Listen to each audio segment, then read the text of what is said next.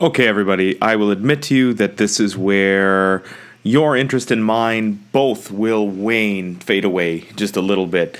And it's here about talking about the syllabus. So what I will not do, what I try not to do ever in any class is read to you from the material. So right here on the syllabus page and it's actually right here underneath the podcast you're listening to now, is a link to be able to download a copy of the syllabus. If you haven't done that already, go ahead and grab that. It's the easiest way to get along with it.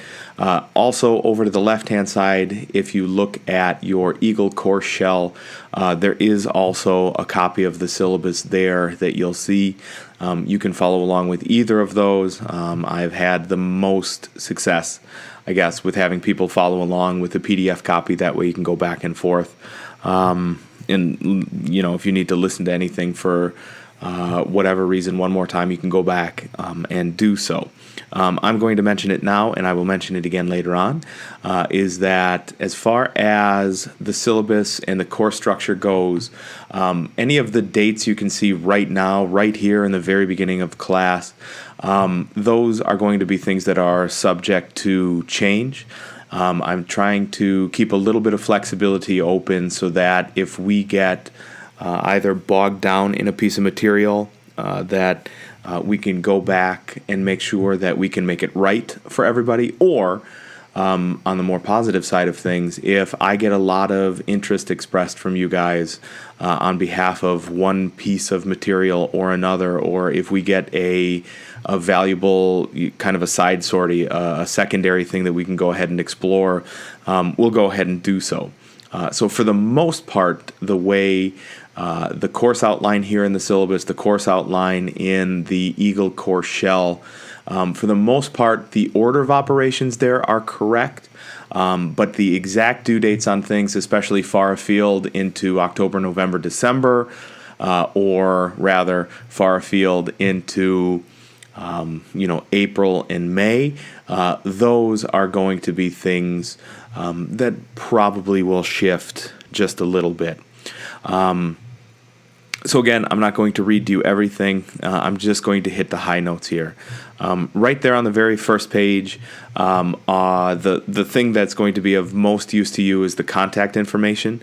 Now, here in the syllabus, I do have my contact information. On the home page in Eagle, I have my contact information, and actually, there's a Contact Me page in Eagle that has a duplicate copy of all of these things. So if at any time you say to yourself or to anybody else that you do not have any means of determining how it is to get a hold of me, you probably didn't look that very hard. So right here on the home page, office hours, what I can tell you is, yes, I will have office hours. I am on campus Monday, Tuesday, Wednesday.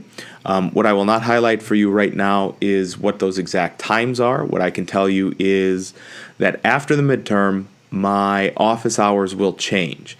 As they are presently stated, I have office hours on Wednesday morning, and then I will actually be in my office again early Wednesday afternoon. This is going to change with the second 8 weeks of class.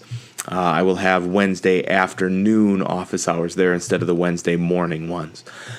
So in order to be the most concise, I would simply tell you that what you see here in the syllabus is correct for right this moment for the first 8 weeks.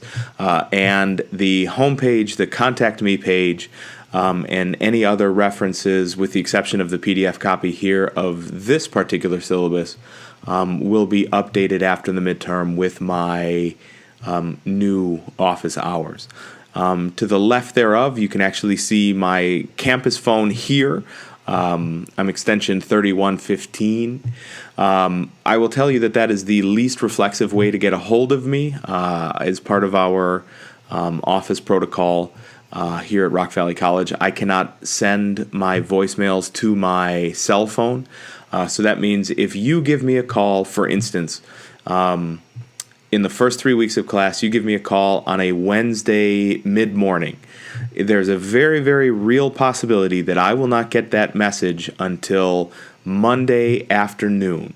So that means if you have left me a voicemail on Wednesday morning and I cannot get back to it by Monday afternoon, you have gone 5 days orphaned of getting an answer to something. And I just don't think that that's a really great way to get a reflexive, timely response from me.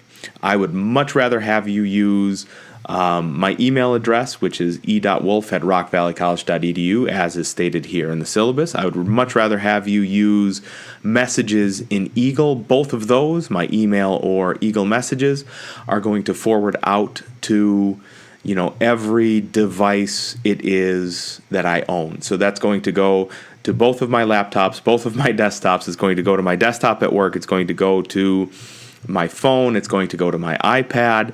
It's going to follow me everywhere relentlessly. I would rather have you use those so that I can get to you a response in a much more timely manner. Also listed here, you'll see, is my office number, 2210. I am, if you are familiar with Woodward Technology Center, if you walk up the main central stairway and hang a right, I am one of only 5 instructors on that side. So hang a right, walk around the loop one time, and you invariably will find me there. You will also notice that, like a fool, I have included for you my real and actual cell phone number. That is, in fact, my real and actual cell phone number. I would much rather have you text me or call me so that we can work through a problem than wait until much later on when you have been, again, orphaned of an answer to your question and you have begun to go nuclear because you're frustrated, you don't have any traction, you're running out of time, 1 week builds on the other, and you're not getting the kind of support you need. I think that's stupid too. Go ahead, use the cell phone number. I really do get back to you with the following caveats. Number one, because I am, in fact, a jackwagon and have put my cell phone on my general web page and some of our general web pages here through Rock Valley College. I do get the lunatic fringe from the internet, also the lunatic fringe from Rock Valley College, calling after my voicemail.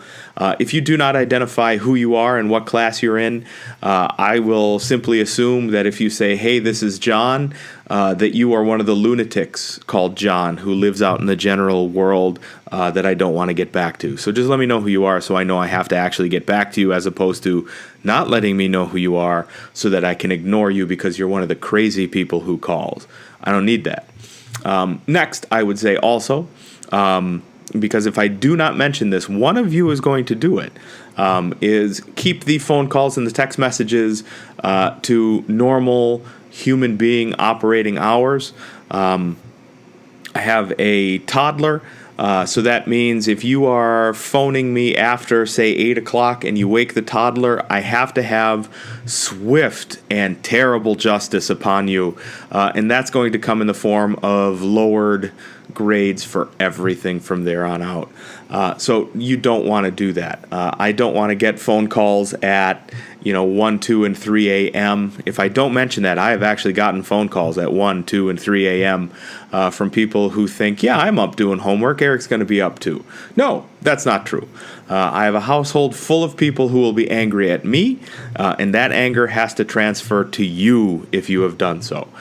So even if it's a Saturday or a Sunday or whatever, and you have you need reflexively to get a hold of me, that call, that text is just fine. Just make sure that, number one, you're identifying who you are, and number two, you're not doing it like a jackass outside of normal human being operating hours. That would be good.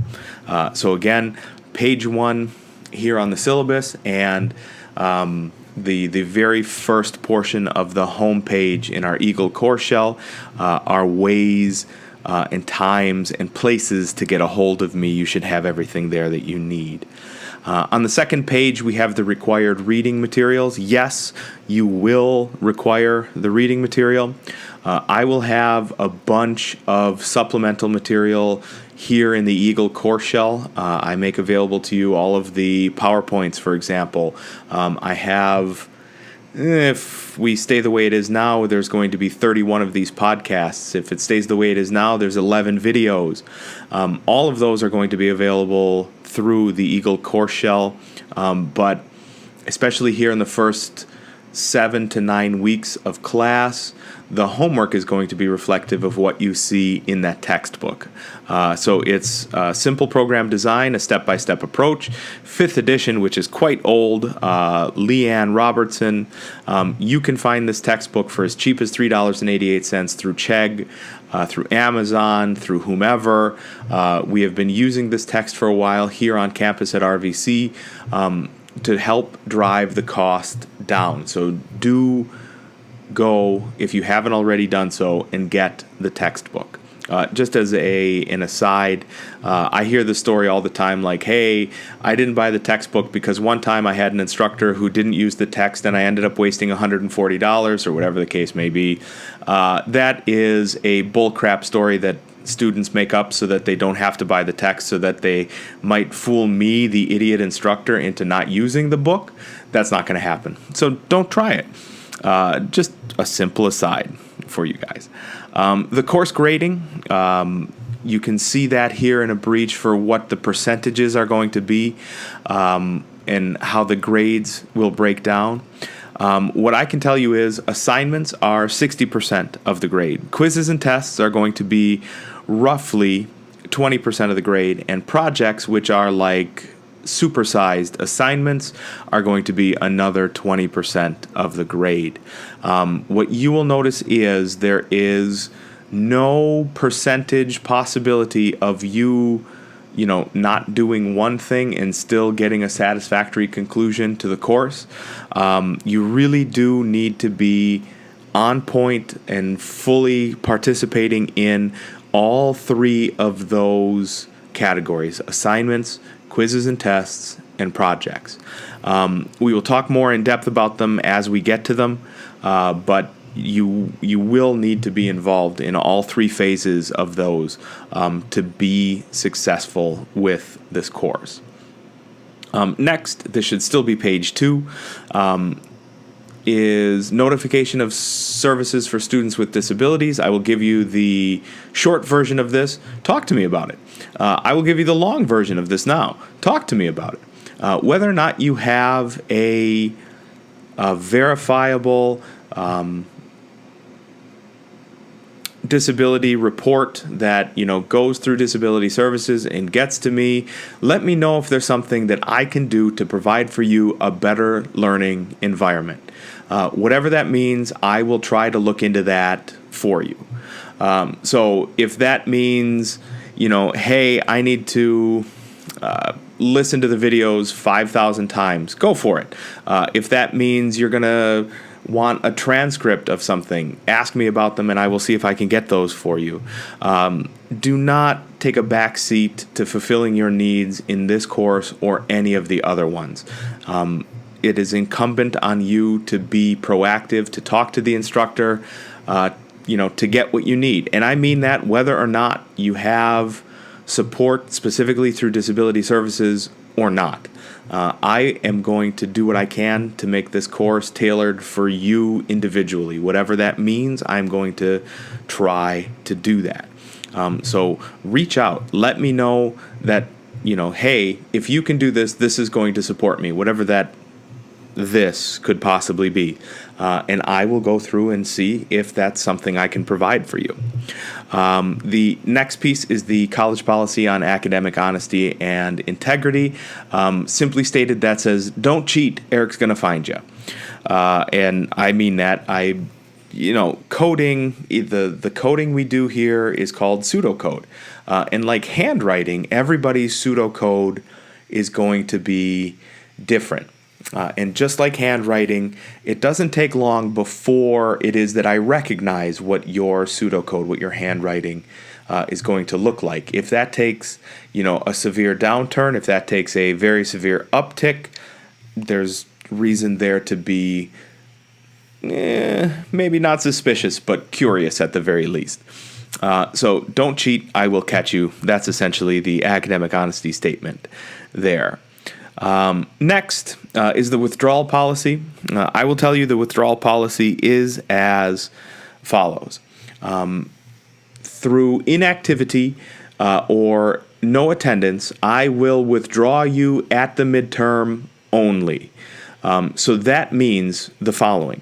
If you stop coming and checking in on the class regularly, as a matter of fact, every week you're posting an assignment or you're posting a discussion counts as attendance. If you miss a week, that's like missing attendance, especially if you haven't told me that you're going to miss a week.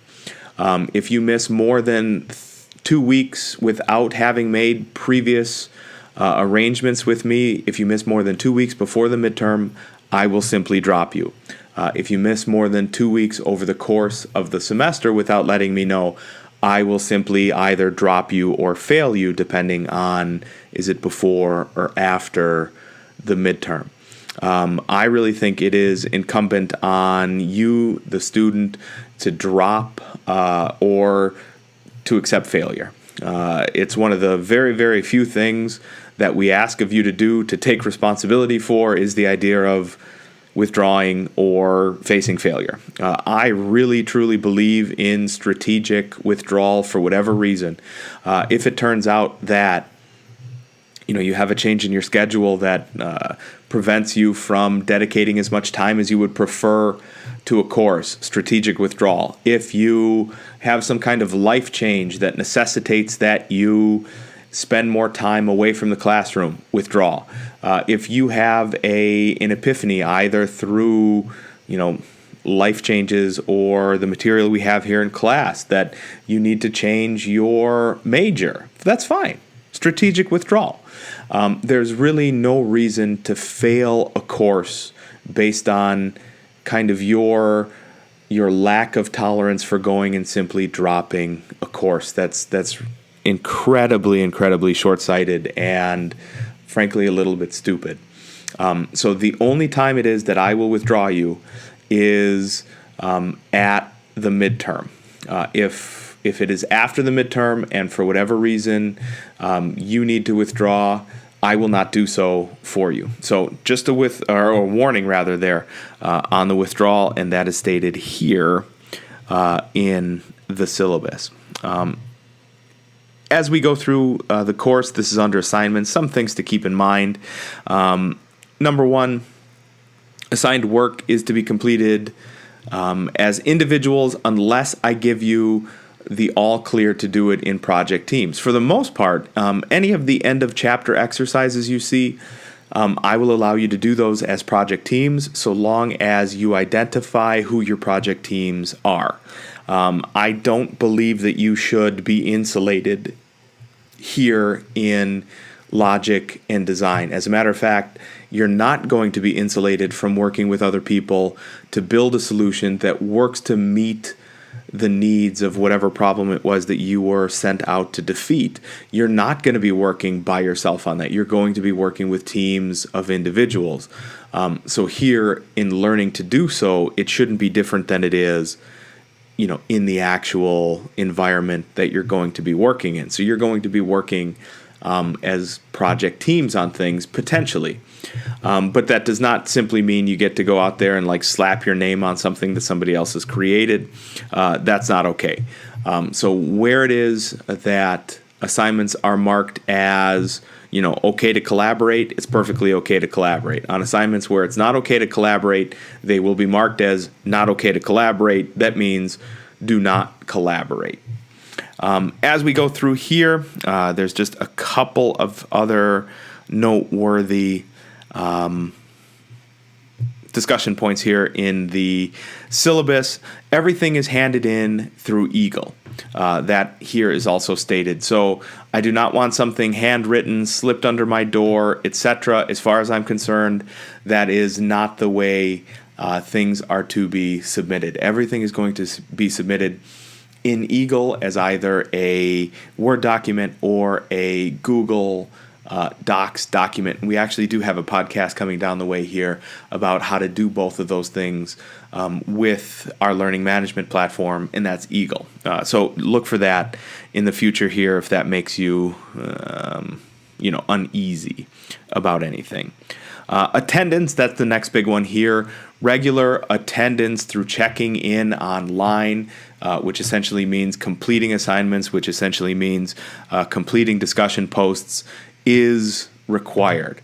I understand that some online courses are built around the idea that, hey, look, if this is a 16-week course and I complete all the work on session 1, that's okay. The converse of that is, hey, look, this is a 16-week course. If I don't do anything until week 16, but I can still finish, that's okay. That's not how this course is structured. Essentially, attendance is taken every week. That attendance is taken with discussion forum postings. That attendance is taken with assignment postings. As I mentioned previously, if you have 2 or more, or after 2, so that's more than 2, absences, and you have not talked to me about it, that is an automatic withdraw or failure based on the time of the semester that it is. By the time that you've missed 3 classes, that's essentially 20% of the entire course. If I was to look at that like an employer, it is under no circumstances okay for you to miss 20% of your total employed time. So that's the way I consider attendance to work here. If you have, via illness or work or a preponderance of events that just happens to, knock you out for a week or whatever, you really need to contact me about that. I am very, very much willing to make arrangements with you, alternative arrangements to extend the deadlines on things, etc. If those arrangements were made in a timely fashion. If you are asking me for a deadline, a couple of hours, or a deadline extension a couple of hours before the deadline, I'm not going to extend that. If we can work a few days before a deadline on an extension, I am probably going to work with you to extend that. So keep all of that here in mind. I am perfectly willing and capable of being flexible with you if we can get that flexibility early in the session. The later in the session it is, the less likely I am to be flexible. It's just that if I go back and provide a bunch of flexibility on somebody, it's like punishing somebody else who had the same, extracurricular activities, who had the same work conflicts, who had the same home conflicts, who had the same health conflicts, but managed to get their work in on time. It's like punishing them. So rather than punish, the many, I work to essentially negotiate with the few. So do keep that in mind. Here we also do have for you to be able to read later on the last day to withdraw, the last day to get a refund, etc. There is literally nothing I can do about those dates once we have moved past them. So keep all of those in mind because they are concrete, they are immutable, and they are simply out of my control. And then very lastly is the tentative schedule. So this tells you sessions 1 through 16 what to expect coming up. Like I mentioned before, some of these, especially later on into the semester are they're going to change 1 week here or there, but for the most part, you can look here at the tentative schedule from weeks 1 all the way down through 16, and that is the mechanic that we're going to use all the way through on this for the semester. So that was the syllabus for your sake and mine. Unless there's any reason to talk about it again later on, we will simply never speak of it again later on. Syllabi are best when they can serve as a quiet document that nobody has to go back and look at ever again.